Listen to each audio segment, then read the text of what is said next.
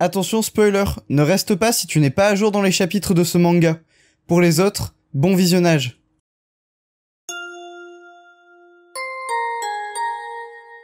Bonjour à tous, c'est Saliste et on se retrouve aujourd'hui pour la review du chapitre 347 de My Hero Academia qui s'intitule Inflation. Alors on va voir dans cette vidéo pourquoi le chapitre s'intitule Inflation, mais avant toute chose, je tenais à vous rappeler que j'ai créé un compte TikTok, le lien est dans la description, sur lequel je poste des vidéos du coup très courtes dans lesquelles je reprends des éléments de certains animés ou certains mangas pour les expliquer, ou alors juste je parle des mangas qui me plaisent. Alors pour l'instant il n'y a pas beaucoup de choses sur le TikTok, mais je vous laisse aller voir quand même, lien dans la description.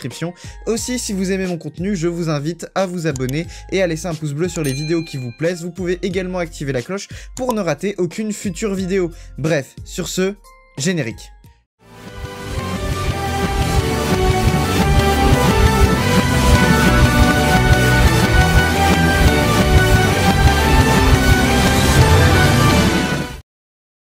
Le chapitre s'ouvre donc sur Shigaraki complètement déchaîné qui utilise donc cette espèce d'alter de surcroissance des membres. On voit plein de doigts et de mains qui arrivent sortir de sa main originelle en fait finalement.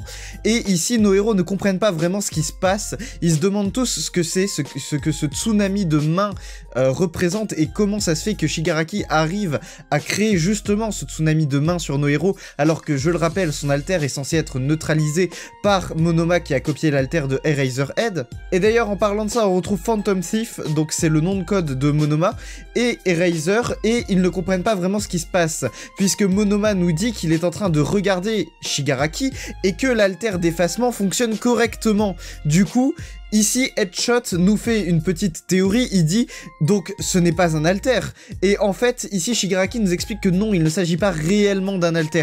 C'est juste de la peau, de la chair qui se génère, qui se crée en fait, qui grandit, un peu comme de la même manière que les ongles ou les cheveux se mettraient à pousser. Ici, c'est juste de la peau, de la chair qui pousse en fait. Et c'est visiblement le maximum, le seuil, la limite du pouvoir d'un alter. C'est ici le fameux point de singularité que le docteur Garaki avait déjà mentionné, le fameux point de singularité qui est que apparemment tous les alters évoluent et ils arriveront à un point d'évolution où finalement ils seront inarrêtable. Et ici finalement l'aspect inarrêtable du truc c'est que même l'alter de Eraserhead ne fonctionne pas sur cet alter modifié qui ressemble à une sorte de mutation. Donc on se retrouve avec un Shigaraki complètement monstrueux qui a la moitié de son corps qui est prise par ses mains et ses doigts qui ont été créés artificiellement donc par l'évolution visiblement d'un alter, et on retrouve Mirko qui s'était fait attraper, je le rappelle, à la fin du dernier chapitre par cette attaque. Et on la voit glisser sur le sol avec donc son bras et sa jambe en moins qu'elle avait déjà perdu lors de la dernière guerre, et elle crie en anglais spare qui signifie en français rechange, remplacement. En fait ici elle demande du matériel de rechange pour sa jambe et son bras qui ont été cassés, et on voit qu'elle a donc plusieurs bras, plusieurs jambes de rechange si jamais son bras et sa jambe sont détruits. On voit donc Mirko communiquer à Bakugo à travers son nom de héros, donc elle l'appelle Dynamite, et ici Bakugo la reprend en disant c'est Great Explosion Murder God Dynamite, donc le grand dieu du meurtre et des explosions Dynamite. Et ici Mirko se dispute avec Bakugo, donc petite scène un peu humoristique au milieu de ce chaos, et Beth Dennis les reprend en disant qu'il faut qu'ils se concentrent tous les deux. On revient donc aux choses sérieuses, et on a Eraserhead qui pense comprendre pourquoi son alter ne fonctionne pas, mais avant même d'avoir la chance de pouvoir expliquer ce qu'il pense, on a Mandalay, donc une des membres des Wild Wild Pussycats dont l'alter est, je le rappelle, de pouvoir communiquer par télépathie, et donc on a Mandalay qui dit qu'elle est en train de communiquer avec Midoriya et qu'elle a réussi donc à l'avoir en contact et qu'elle va lui passer directement le contact avec Eraserhead. Donc Midoriya explique à Aizawa qu'il s'est fait choper par Ochako et qu'il se retrouve à Octo Island, donc très loin finalement de Yuei, mais ça on va le voir juste après, la distance exacte qui sépare Midoriya de l'endroit où il est censé être, mais la communication est directement interrompue puisque on entend Midoriya se faire attraper. Juste avant qu'il se fasse attraper, il dit à Aizawa s'il te plaît téléporte-moi, donc il demande en fait que Monoma utilise l'alter de Kurogiri pour créer un portail pour que Midoriya puisse arriver donc là où il était censé être. Cependant on apprend directement après qu'ils ne peuvent pas téléporter Midoriya. Pourquoi? Parce que Monoma ne peut pas utiliser 2 alters en même temps. Il ne peut se concentrer que sur un alter à la fois. Même s'il a en lui l'alter de Eraserhead ainsi que l'alter de Kurogiri et peut-être un 3e alter, pour l'instant on sait pas lequel, il ne peut pas utiliser l'alter de Kurogiri en même temps que l'alter de Eraserhead.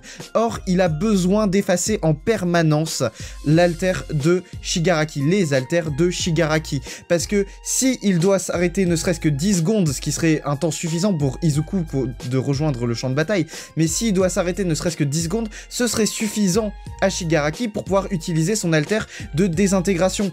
Or, même si on sait qu'ils sont équipés pour contrer l'alter de désintégration de Shigaraki, avec toutes ses mains et tous ses doigts que Shigaraki a à disposition maintenant, il pourrait tout détruire d'un seul coup, sans même que nos héros aient le temps ne serait-ce que de remplacer les parcelles qui auraient été détruites.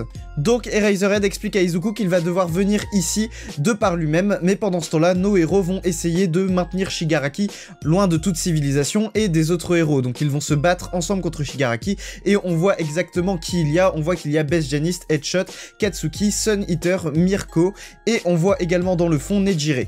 La page suivante nous apprend donc que la fameuse Octo Island sur laquelle se retrouve Izuku actuellement est à 200 km de la côte la plus proche, donc la côte Pacifique.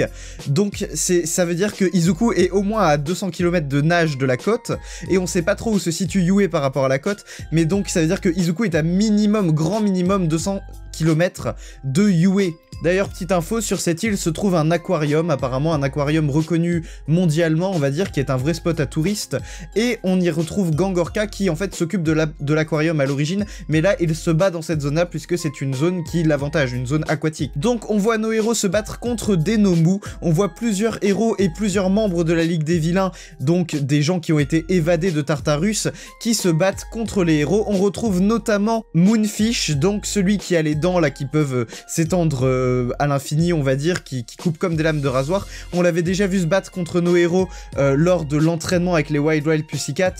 Beaucoup de héros regroupés dans cette zone sont des héros qui ont un avantage dans un milieu aquatique. On y retrouve notamment donc Tsuyu, accompagnée de Sirius, donc celle qui s'était occupée de son stage avec Selkie. Donc je sais plus si vous vous souvenez, le stage de Tsuyu, elle avait fait son stage chez donc Sirius et Selkie, enfin surtout chez Selkie, hein, Sirius étant son associé, donc peut-être que Selkie est aussi sur ce terrain de bataille. Alors que Izuku se dépêche pour repartir sur le champ de bataille sur lequel il est censé être, il se fait attaquer par Toga. Elle se jette sur lui en lui disant qu'elle l'aime et qu'elle ne veut pas qu'il s'en aille.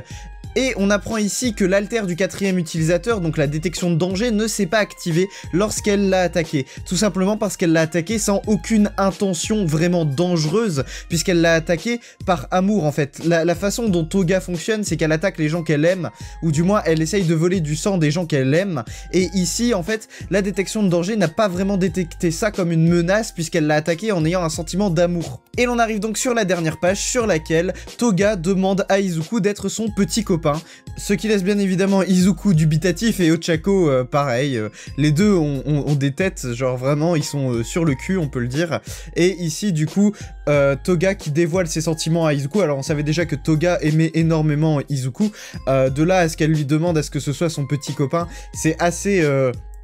comment dire, j'ai l'impression que ça revient un peu en arrière sur tout le développement qu'on a eu pour Toga. C'est un personnage qui a eu énormément de développement, c'est un personnage très intéressant au demeurant, mais ici en revenant juste sur cet aspect de la folle qui veut que Izuku soit son petit copain, ou qui veut juste boire le sang d'Izuku et de Ochako, enfin je sais pas, j'ai l'impression qu'on revient en arrière un peu sur le personnage de Toga. Je m'attendais à un développement peut-être un peu plus complexe qu'une simple question en mode est-ce que tu veux bien devenir mon petit copain. C'est même pas une question ici puisqu'elle dit je veux que tu sois mon petit copain, donc elle lui a même pas posé la question. Enfin bref, c'est assez particulier.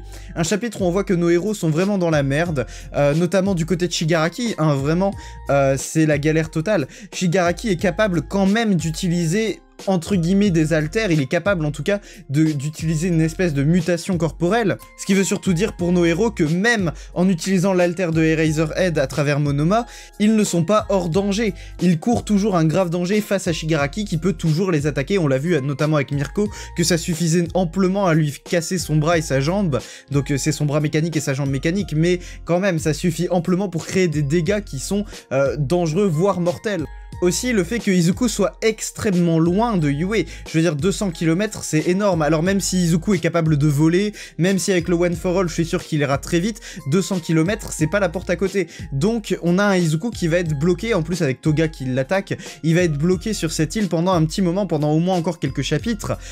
Donc, à voir comment ça va se passer. Puis, il va y avoir aussi sûrement des chapitres pendant lesquels Izuku sera en train de se déplacer de l'île vers le champ de bataille principal contre Shigaraki. Donc, on va avoir quand même pas mal de chapitres avant de voir Izuku se battre contre Shigaraki, sauf si d'ici là, il trouve une solution pour le téléporter, même si je pense que ce ne sera pas le cas, ça a été bien justifié dans ce chapitre-là, que si Monoma désactive son alter pendant juste quelques secondes, ça suffirait amplement à Shigaraki pour pouvoir détruire toute la protection qu'ils ont fait justement, toute la cage, en fait, toute la prison autour de lui, spécialement faite pour lui. Bref, c'est la galère totale, hâte de voir dans les prochains chapitres comment ça va se passer et comment nos héros vont faire justement pour pallier à ce problème principal qui est un Shigaraki qui est vraiment en train de tout défoncer malgré le fait qu'ils ont construit une prison rien que pour lui, et 2 Toga qui empêche Izuku de revenir sur l'île principale en plus de la distance.